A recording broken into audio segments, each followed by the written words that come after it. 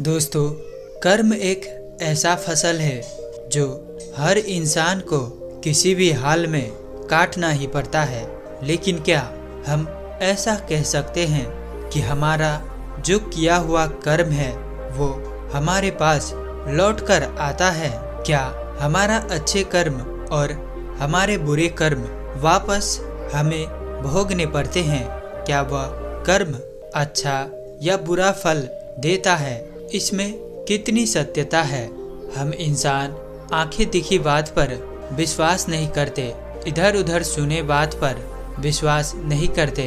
जब तक हम प्रयोग करके नहीं देख लेते तब तक हम उसे अंधविश्वास कह देते हैं। इसीलिए हम लोग अधिकांशतः इस बात पर विश्वास ही नहीं करते कि हमारा द्वारा किए गए कर्म वापस लौट कर आता है। हम अच्छे कर्म से सुख भोगते हैं और बुरे कर्म से दुख भोगते हैं। यह बात जानने के बाद भी अधिकतर लोग बुराइयां करने से पीछे नहीं हटते। मैं आप सभी को यह बताना चाहता हूँ कि हम सभी ने कभी न कभी तो अपनी जिंदगी में यह महसूस किए होंगे कि हम जब कोई अच्छा कर्म करे थे तो उसका फल हमें कुछ अच्छा मिला था, और जब हम कोई बुरा कर्म किए थे तो उसका फल भी हमें बुरा ही मिला था।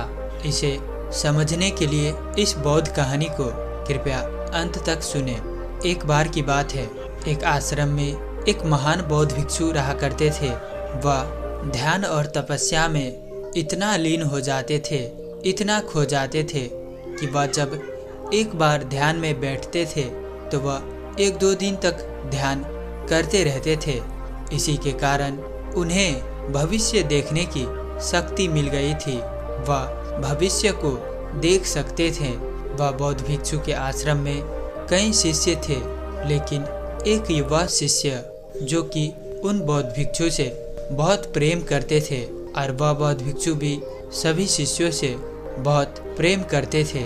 एक दिन वह बौद्ध भिक्षु ध्यान में बैठे थे, तभी उन्होंने यह देखा कि उनके उस युवा शिष्य का 5 दिन बाद मृत्यु हो जाएगी।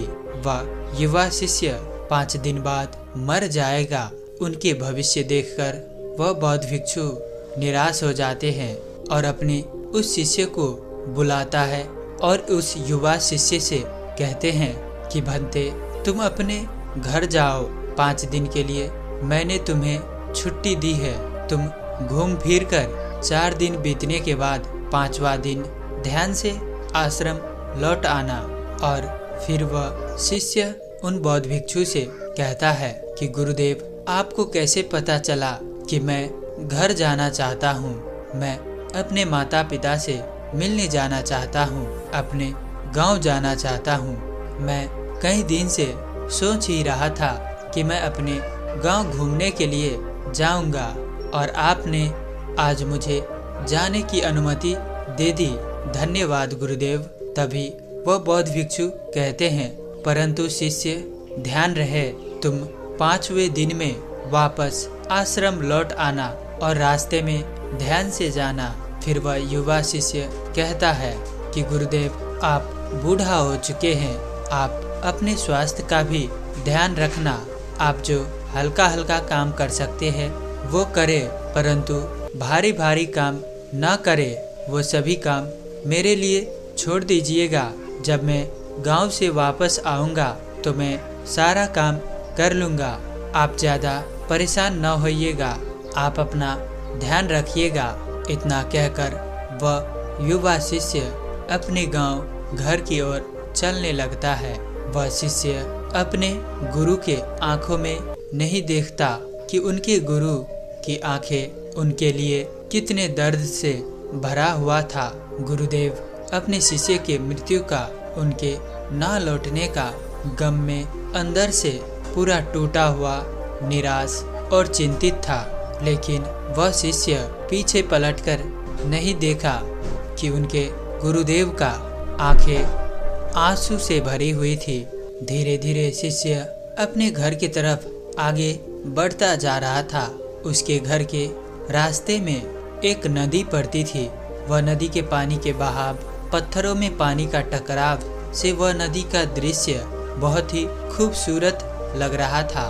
तभी शिष्य उस नदी के तट पर, नदी के किनार में चींटियों का एक बड़ा सा घरुंदे देखता है। उस घरुंदे में लाखों चींटियाँ थी। वह चींटियाँ, उस घरुंदे से कुछ चींटियाँ बाहर निकल रहे थे तो कुछ चींटियाँ उस घरुंदे के अंदर जा रहा था।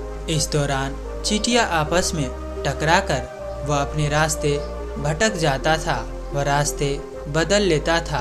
वह शिष्य उन लाखों चींटियों के यह क्रियाकलाप देखकर उनका मन मोहित हो रहा था। वह चींटियों के इन कार्यक्रम को देखकर बड़ा खुश हो रहा था कि चींटी आपस में कैसे एक सीधा रेखा में चलते हैं, कैसे आपस में मिलजुल कर रहते हैं। चींटियों का सहकार्य, सहयोगी भावना कितना अच्छा था। वह यही सब देख रहा था। चींटियों के सभी क्रियाकलाप को बैठकर वहाँ देखता और चींटियों के प्रेम भावना में वह खो गया कि तभी वह शिष्य को नदी के पानी पर ध्यान जाता है। वह देखता है कि धीरे धीरे नदी के पानी की सतह बढ़ता ही जा रहा है। नदी के पानी धीरे धीरे ऊपर आ रहा है। पानी के इस हलचल को देखकर वह शिष्य भांप लेता है कि यह पानी तो इन चींटियों के घरुंदों को तहस नहस कर देगा, तबाह कर देगा। इसलिए वह सोचता है कि इस लाखों चींटियों को मैं मरने नहीं दूंगा। वह अपना पहना हुआ कपड़ा खोलता है और उन कपड़ों से एक बांध बना देता है और साथ ही पास में एक गहरा गड्ढा खोदकर एक नाला बना देता है, जिसके द्वारा वह नदी के पानी आकर उस नाले के द्वारा उस नदी में ही मिल जाए, जिससे उन चींटियों को कोई भी नुकसान ना पहुँचे। पानी आता और उन गहरा टील से वापस नदी में ही मिल जाता। अब उन चींटियों को सुरक्षित देखकर वह फिर से अपना घर की ओर बढ़ने लगता है। वह शाम होते होते अपने घर पहुंच जाता है। वह शिष्य अपने माता पिता से भेंट घाट करता है, उनसे आशीर्वाद लेता है और 4 दिनों तक पूरे अच्छे से अपने गांव का सैर करता है, अपने माता पिता के साथ बिताता है। 4 दिन बीतने के बाद वह अगले ही 5वां दिन सुबह होने के बाद सुबह की सूर्य उदय होता है। वह अपना आश्रम जाने की यात्रा शुरू कर देता है। इधर शिष्य को आते आते शाम ढल चुका था। इधर गुरु परेशान हो रहा था कि उनके शिष्य अभी तक वापस नहीं लौटा है। वह आश्रम के बाहर आकर दूर दूर झांकने लगा, कहीं पर उनके शिष्य आता नजर नहीं आ रहा था।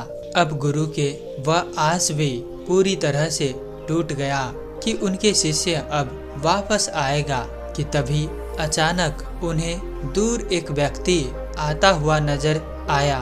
जब उन्होंने गौर से देखा तो देखा कि वह उनके ही युवा शिष्य है जो कि घर गए थे और 5 दिन बाद मरने वाले थे।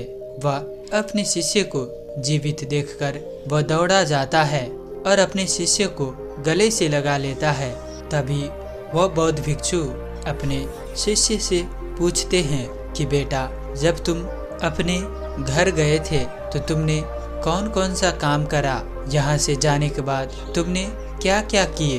तब वह शिष्य गुरुदेव से कहता है कि गुरुदेव, मैं यहाँ से जाने के बाद सबसे पहले उस नदी के पास उन घरुंदे में रहे लाखों चींटियों के जान बचाई। मैंने उन लाखों चींटियों को पानी में डूबने से बचाया।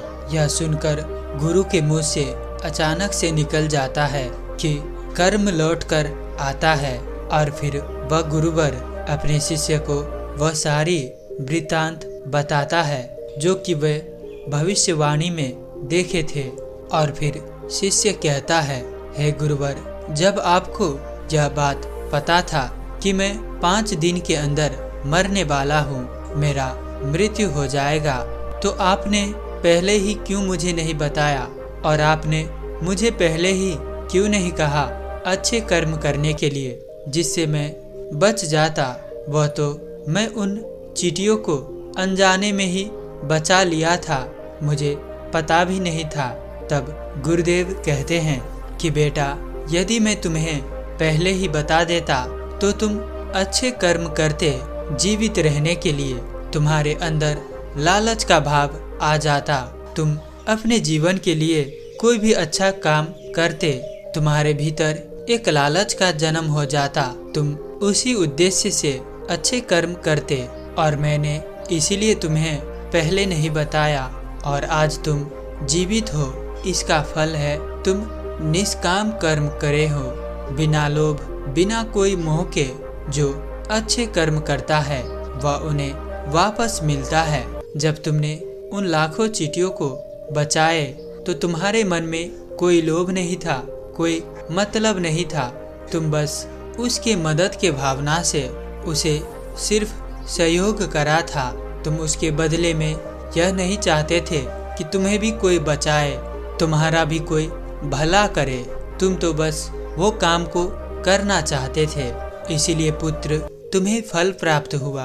दोस्तों, इस कहानी के माध्यम से मैं यह बात कहना चाहता हूँ कि आजकल के लोग अधिकांशतः यह सोचकर कोई भी अच्छा कर्म करता है कि मुझे भी वापस में वह मिल जाए, यह मिल जाए, मैं भी सुखी रहूं। वह कोई भी कर्म करते ही इसलिए है, वह लालच के भावना से अच्छा कर्म करते हैं, दान करते हैं, पुण्य करते हैं। व्यक्ति जब मंदिर भी जाता है तो वह पहले अपने मनोकामना की याचना करने लगते हैं। वह कहने लगते हैं कि हे भगवान, मुझे धन मिल जाए, संपत्ति मिल जाए, वैभव मिल जाए। वह भगवान को बड़े बड़े भोग लगाने के प्रतिज्ञा भी करते हैं, इतना फल चढ़ाऊंगा, इतना पैसा चढ़ाऊंगा, ये मेरा काम हो जाए। हम जब मंदिर जाते हैं तो ये सब की बजाय हमें सिर्फ ईश्वर के ध्यान करना रहता है, हमें सिर्फ भगवान के भक्ति में खो जाना रहता है, हमारे मन को खाली करना रहता है। हम जब मंदिर जाते हैं तो मन में सिर्फ भगवान के ही चिंतन होना चाहिए, न कि बाहरी इधर उधर का चीज़ों का चिंतन।